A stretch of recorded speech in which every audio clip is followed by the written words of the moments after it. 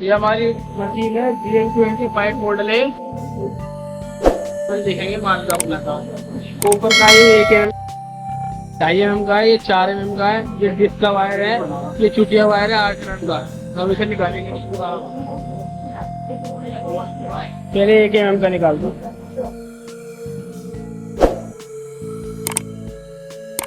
1 mm का,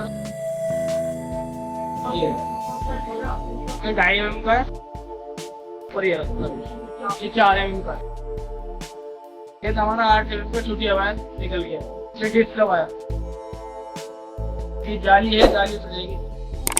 अब इसके अंदर एक तार भी निकलेगा। लोहे का तार भी होता है, किसी में और कॉपर का भी होता है।